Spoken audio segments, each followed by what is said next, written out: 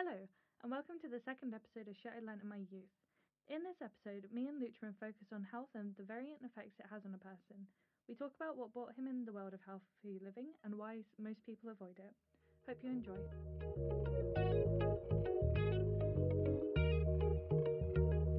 Hi, this is Angel. This is Leutrims. And we are here today talking about shit we learned in our youth. This is the second episode of the podcast, and we're going to be talking about health. So, Leutrims, you might be wondering, why did you drag me from my house playing Fortnite to a studio to talk about health? And the reason being is because in the time that I've known you from high school, you've always been quite obsessed with healthy living, being like muscly and all that kind of stuff. And I've never been that way inclined, ever. I'd much rather nap for 5 hours and do 3 sit-ups, which I have done in the last 3 days. Yay, depression. So what kind of made you invest in like a healthy lifestyle, the way that you have done in the past? I don't know. I guess it starts from the way I live, because I've always been waking up early. So in a way, I've always had to wake up early, and then from there, it's sort of like I waste my time in the morning, until I get ready to go to school. So back in the day when I started, I'd go to the gym in the morning or do something active in the morning. So that's what kind of started it. And then it's just the fact that you could just change your body, like the way that you could physically change how you look, or how you, like, it's not only physically but also mentally as well. Like, I don't know if you've done it, but when you get like a good pump from the gym, you're just like, yeah, like, fuck yeah, all this, that. Like, you just want to wreck some stuff. Just wanna break some things. I mean, recently I started going to the gym more so for health reasons, because I have a knee problem. So I went to the gym to kind of strengthen that, and I didn't realise that I was actually losing weight as well until yesterday. My nan went, "Oh, Angel, you've been losing a lot of weight." And I was like, "How?" I didn't even know I gained it. Excuse me, but I know exactly what you mean. Like, after being out of the gym, I'm always like, I'm ready to just write some essays. Where's John? Where's my research? Yeah, it gives you that pump, and like it just kickstarts your day in a way. Even if it's during the night, you're just sort of ready for what's next. So you said it's part of your general living. What did you mean by that? My parents both wake up about 6, 7 in the morning. During that time, I'd wake up in the morning because there'd somehow be noise in the house. And then I'd always find myself just sitting watching cartoons or something until about 8:30. Because we go to the same college, if you guys don't know. So I only live high school. And high school. And from both, I live about 20 minutes away. So I could get ready late and then come to college or come to high school either on time or about 5 minutes late, which isn't bad compared to being half an hour late, for example. But yeah. So I've always been conditioned in the way to wake up early. So that's where most of my energy comes from. And that's what I feel like is best for me personally to do that sort of stuff. So in regards to diet and stuff, because I've known you well for like the last year and a half, maybe 2 years. And since I've known you, you've always been on like a healthy lifestyle. Like, we'll go to Nando's and we'll get a salad and chicken, and I'm just there like with a pile of chips, like no. So how do you like restrain yourself from eating unhealthily on a regular basis? Or do you have like, because I remember when I mentioned that I might start a diet, you said don't have a cheat day, have a cheat meal, and let that be your... Yeah, that's what I do. So like I wake up in the morning, I'd have say yogurt and granola.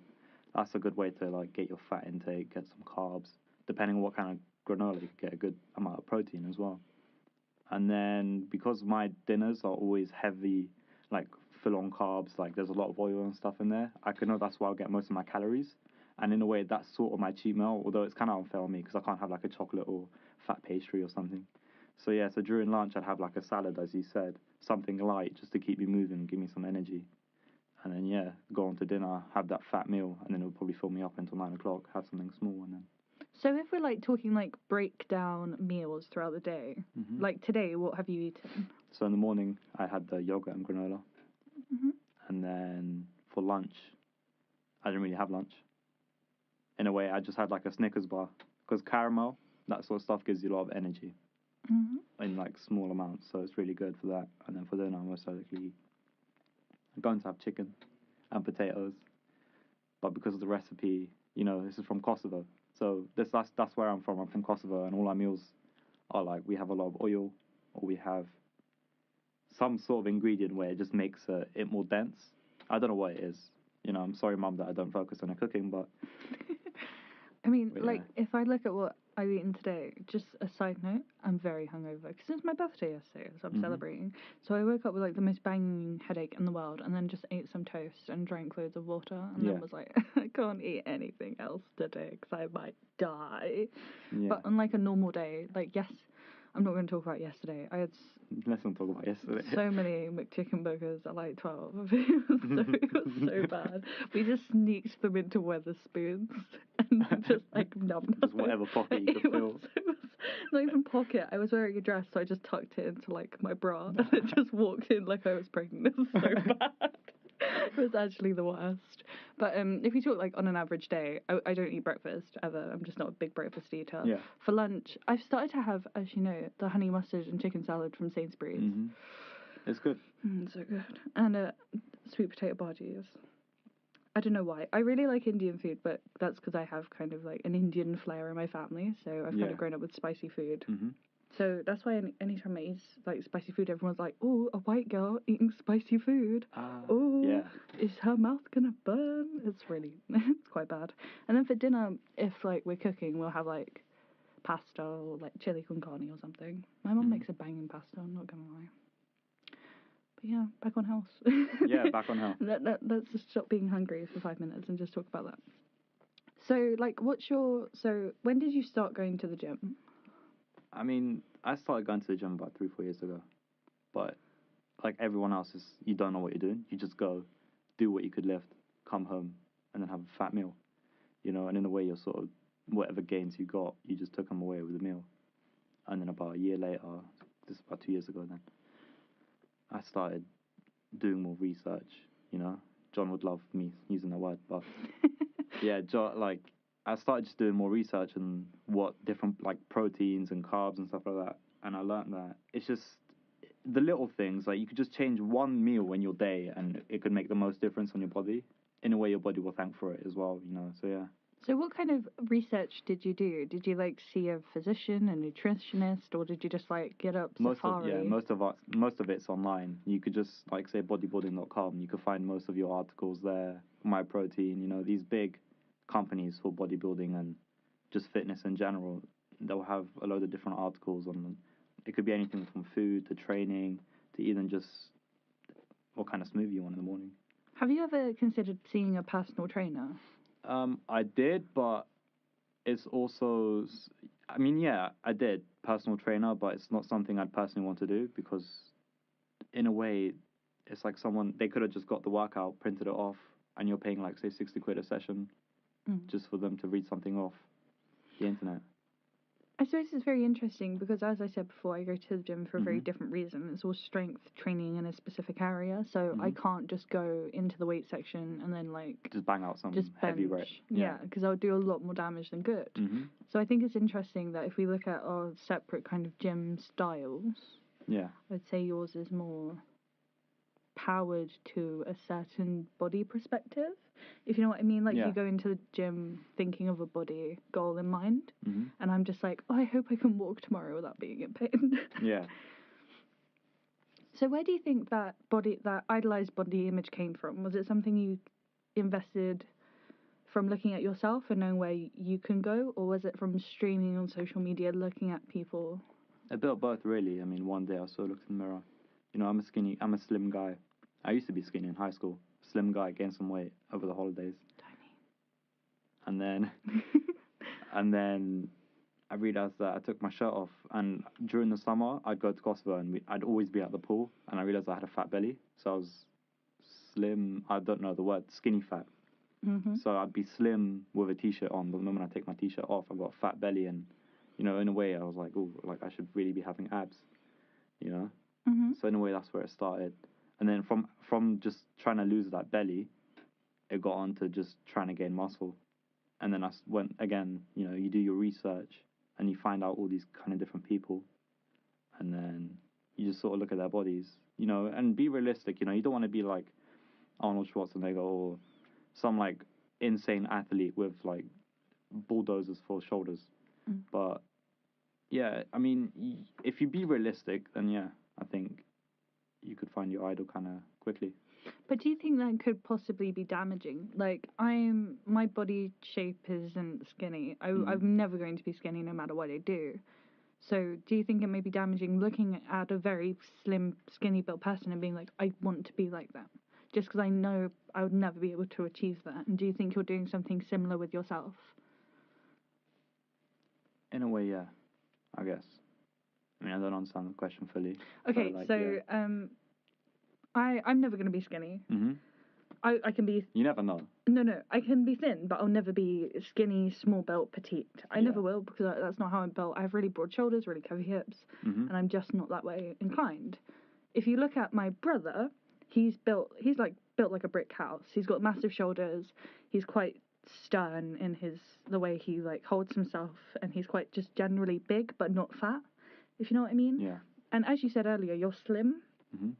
So do you think looking up to idols who are built like a brick house naturally could possibly be damaging to your own self-esteem and own perspective on what you can actually achieve if you're doing that?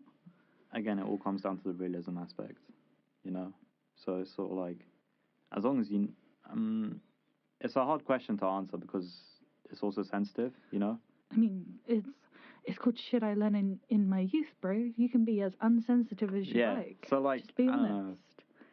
It's just sort of a thing where it's sort of like, I don't know, like if you have a foundation you can build on it, then yeah, I think it'll work. But it does damage you because there's always that thought in the back of your mind where like, well, like I know I can't make it. You know, it's good to have goals, don't get me wrong, but like there's always that thing in the back of your head that's like, oh, you can't make that. You know, you're just you. You know, you're gonna stay how you are. So yeah, I mean, I don't know. It's a change, I guess, that really affects you. So from a mental health perspective, do you think it could be damaging? Yeah, I think it could, because it just starts picking away, and then, you know, because everyone goes through a period where they start making gains. Like, that's like the start. Once you start the gym, that's when you'll start making the most gains, then it will slow down, like, very quickly. And that's where it could not ruin you, but it could just lose your ethnic to go to the gym or some sort of fitness, because then you're like,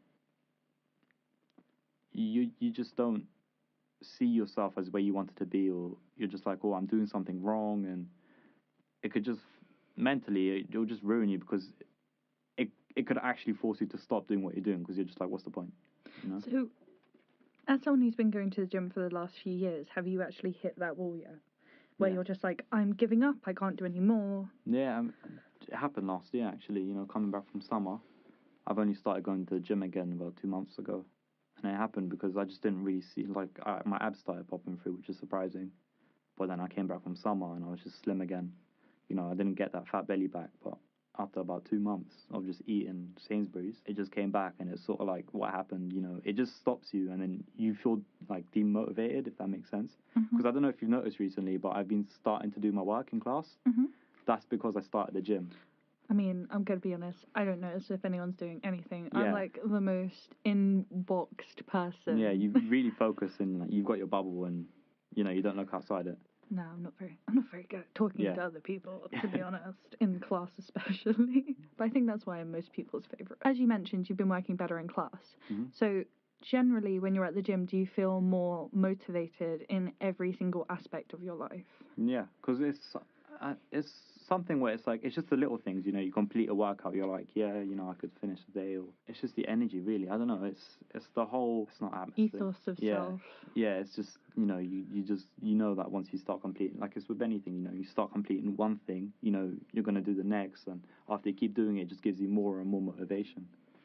I suppose so. I think personally with myself, as I said, I've been going to the gym recently, and I kind of dip in and out of wanting to be not even healthier. I dip in and out of wanting to be a lot slimmer. But as I said to basically everyone recently, like, I am the happiest I've ever been in myself, and I'm the biggest I've ever been. And that's because I feel like I've actually hit a weight where I feel comfortable and I feel natural, and I don't feel like I'm too thin for the body I have. Yeah. Because I had that problem for many, many years, but I didn't know I had that problem.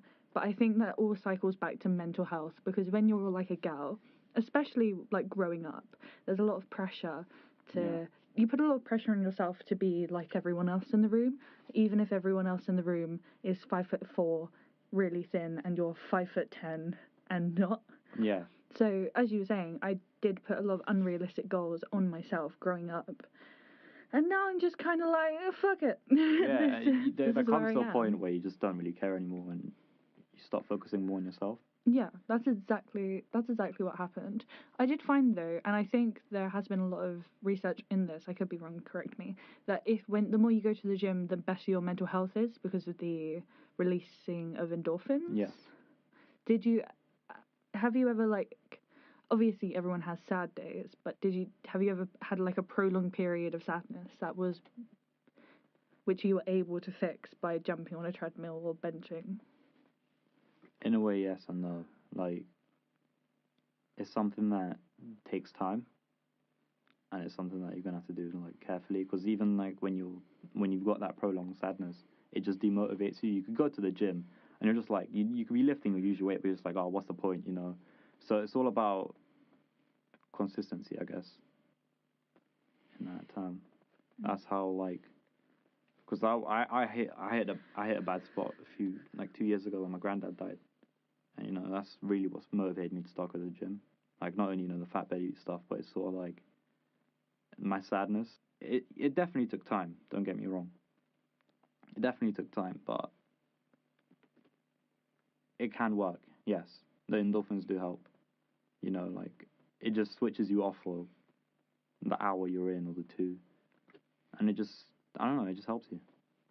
So, do you think you've been using the gym, especially in that period of your life, as a place to escape what was going on? Yeah, because, like, it's not just you, don't forget, like, you live in a household where everyone loved that person. Like, say, my granddad died, everyone loved my granddad, he died, the whole house has changed. In a way, it's just for me to escape that sort of atmosphere. So, yeah. I think it's interesting that the gym for you is a place of escapism. It's like a safe haven, sort of. Yeah. I love the word safe haven. I would say my safe haven or place of escapism is my books. I know that sounds so, like, nerdy, but no, I completely understand. I have a Poe tattoo. Of course I'm going to be a nerd. But, like, anytime, like, I open a book, I can just vanish into that world. Mm-hmm. And I love that. And I get that with the gym as well. But when I'm at the gym, I have a goal. My goal is to be well enough to not be in pain the next day, which sounds ridiculous because being at the gym, as you know, is a cycle of pain. It's literally just like a cycle of yes or no, yourself. because don't forget, like, the pain you get is just lactic acid. It's normal, you know, but you don't want to tear your muscles up, you know, just because, like, if I don't feel the pain, I'm not working out, this sort of stuff. You know, like, that's the wrong sort of mentality, you know. As long as you know you could hit your stuff, you know, a little bit of pain is normal. Too much, I think, you probably just ripped something. Feel the pain, get the gains, which I've heard like 100 times. So you went to the BodyCon Expo last year, right? Yeah. How was that, like, experience of just being surrounded by massive bodybuilders? For me, this is going to sound very stereotypical, but I see it as a very masculine world. But I know that more women are kind of coming into the industry of muscle building and muscle gaining. Did you see many examples of that, of the industry kind of changing to a more neutral zone, or is it still very much male dominated? I mean, in your experience? I personally think it's changing. I think it's changing to the more neutral zone, because it's not sort of like you go down a corridor and you just see men. You know, I think that was a good mix. You know, there were more men, but I think that's just because of the whole stereotypical. You know, I'm not trying to be rude here, but, you know, when women go to the gym, they sort of, when they do weights, they're like, oh, I'm gonna get too big, I'm gonna get too muscly, when really, you're not going to. It's not that easy to gain muscle, but you're more likely just gonna lean out. I think that's generally because of the general perception I know of. I could be wrong because I'm not in the industry, nor do I know many people in it. I know a few, but not too many. Is that the general thing is, if a woman is more masculine than a man or more muscly than a man, he'll feel intimidated by her and not want to be with her. This is something that I've heard a lot about intelligence as well, that men don't like dating more intelligent women because they feel intimidated. Do you think it could be because of society standards that women aren't going, or do you think it's just one of those things that's happening? I think, I mean, it's a mix, I guess, because society standards, don't forget, they're always changing. So, like, not always changing, but, like, compared to, say, like, 100 years ago, I mean, 100 years ago, women were having like 100 children, and and like a good 50 of them would die of polio. So he definitely have come a long way since then. I just think it's interesting how society is still implementing itself very heavily in the reins of health. Yeah. So are you trying to say like how society is sort of perceiving women should stay women, men should stay men? You know, bigger, muscly women should stay smaller.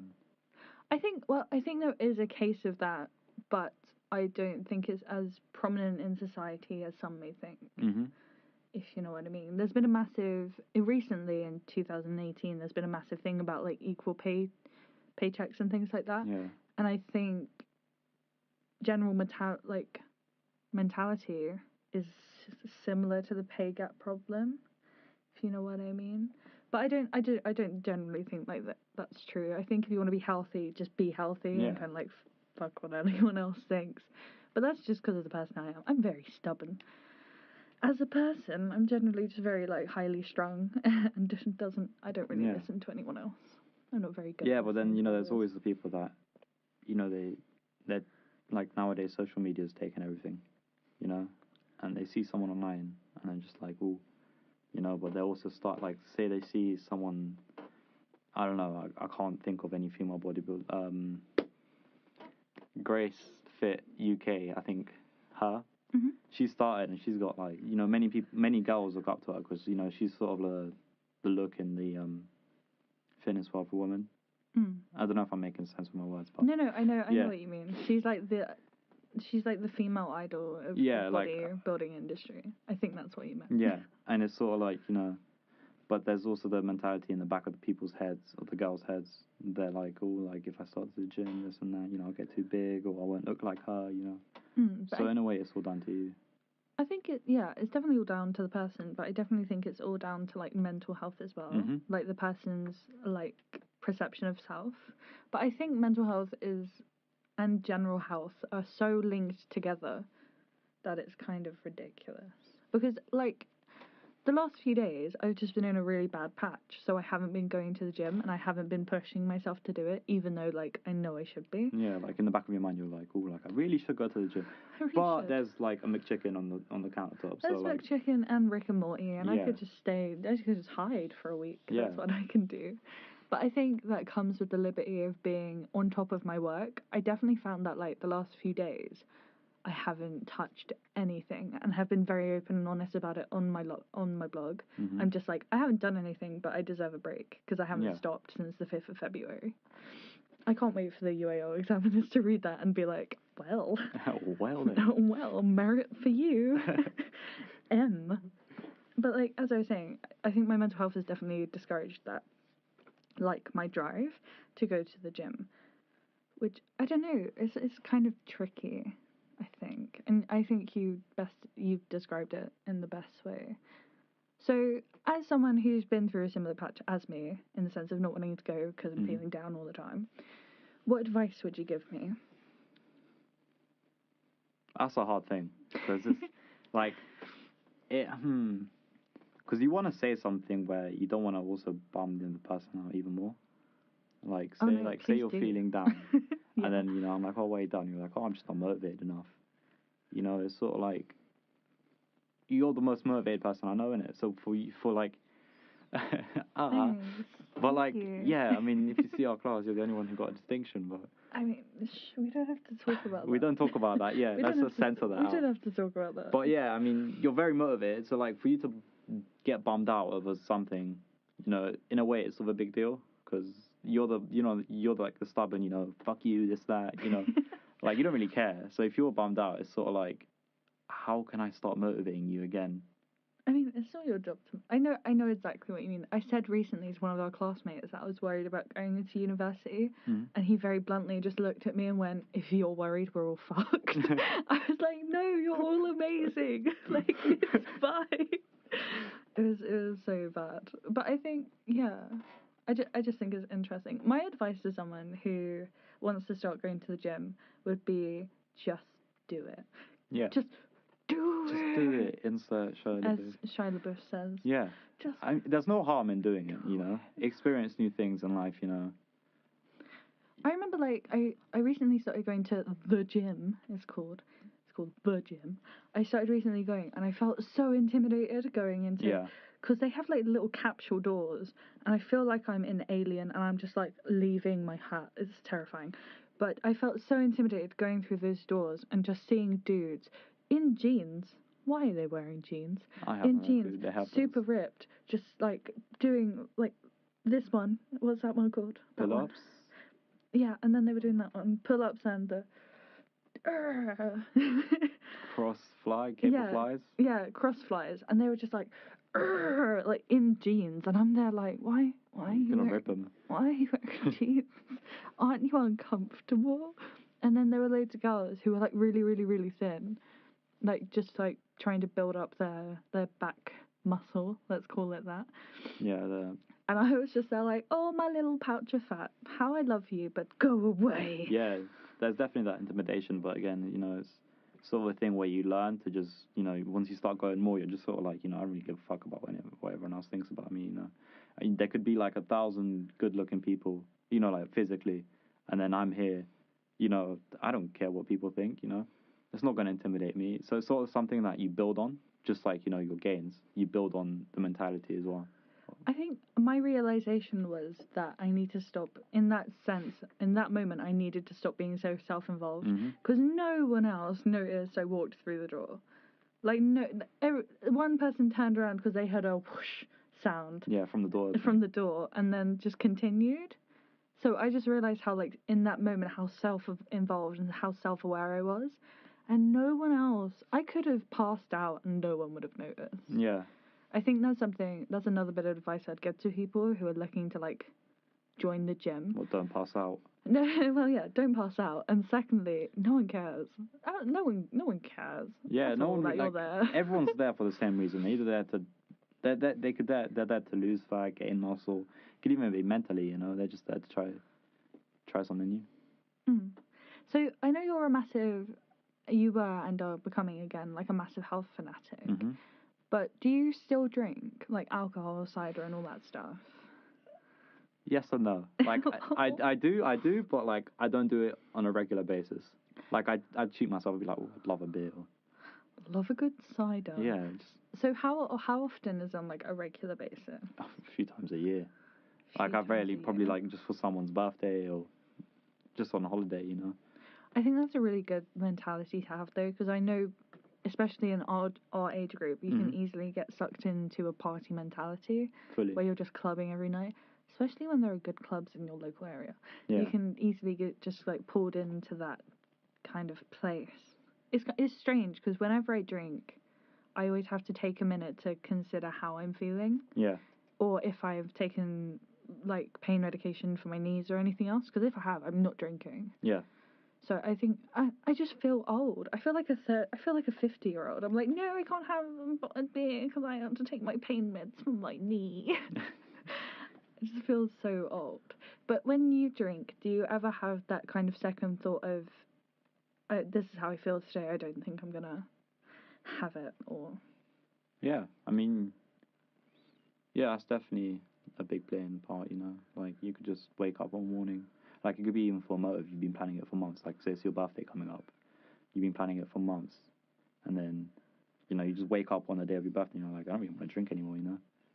Like, it's something that, I don't know, you wake up and you just find out what it is.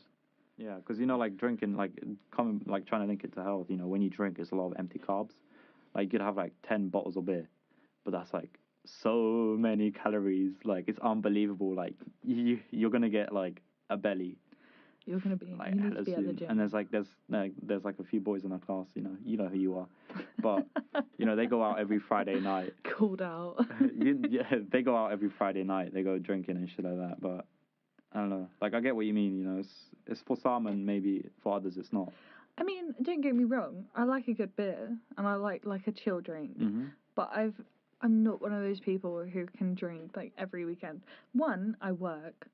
Halfords.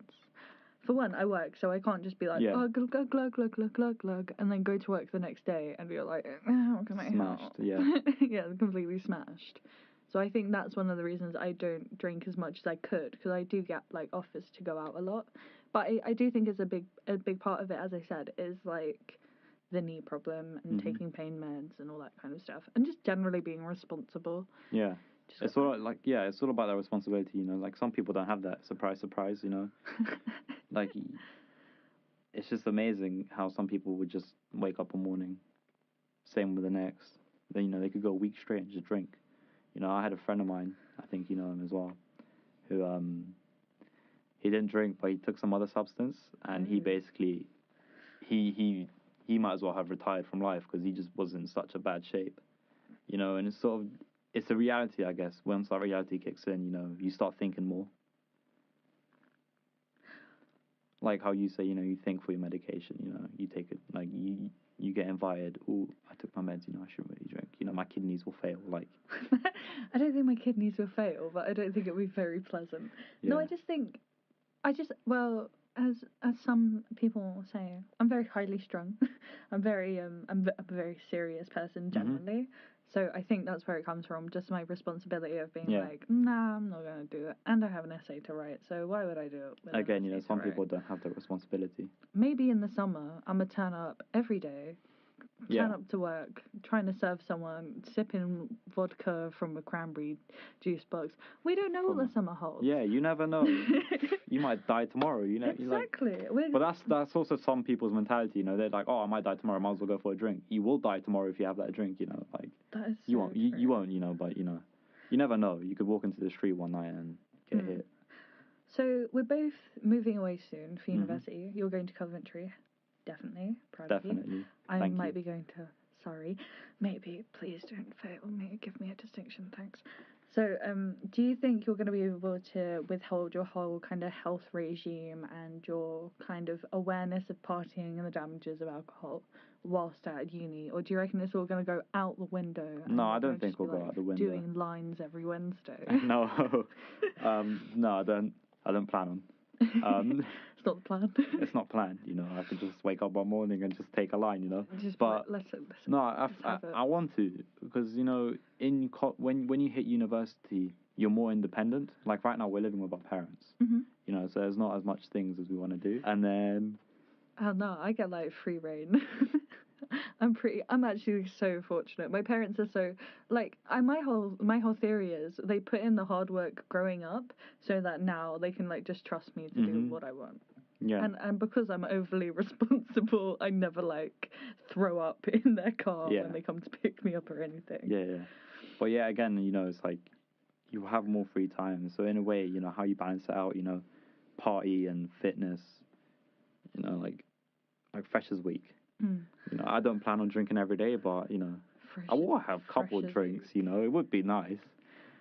I just think Freshers Week is such a weird concept. Like people from all over the country are like, okay, so now we live together. Let's get wasted until we can't talk. Yeah, and then it's like a whole week marathon of that. That just sounds so financially damaging. Yeah, that's finance is a big part finance as well. Out the window. Need money for rent? Nah, mate. Vodka. Vodka and cranberry juice. Are you, like, just on, like, a final note, are you actually scared about going to university and your health changing? Of course. I mean, you know, university is a thing that most people go through. And the health changing part, you know, both mentally and physically, will change you because, you know, there'll always be something different that you didn't do. Like, when I'm here, when I'm at home, there'll always be something different that I'll be doing when I'm in Coventry. You know, like even just different days of the week. You know, like we have a Monday, Tuesday, Thursday, Friday sort of thing. You know, if we only go in 3 days a week with a fat gap in the middle, you know, that will also determine how your health. Because you know, you're like you come back from uni one day, and you're just like, oh, I'm just gonna binge Netflix and have a fat large Domino's, you know. Netflix, Doritos, and Domino's. The perfect combination. You know, like, it's still something that's gonna come to consideration, and you know, if you're not ready for it, it's gonna hit you hard. I think I think my biggest fear about university is just being like just a fish out of water. My biggest worry is from being from like one of the best students in the class to being the worst. Yeah. And that's generally one of like my biggest fears. Because I don't gloat about it. I don't walk around and go, oh, by the way, Yeah.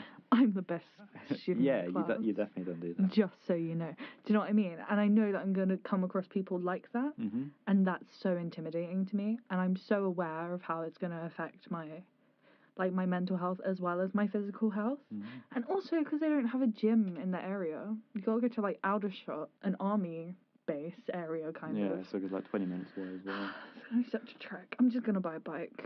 It's the Yeah. perks of working in Halfords. I'm gonna just buy a bike and Get bike that everywhere. discount on it. And Get that mad 25% discount on a Pendleton bike. Oi. Plug. just just do it. Yeah, don't be scared to try things, you know.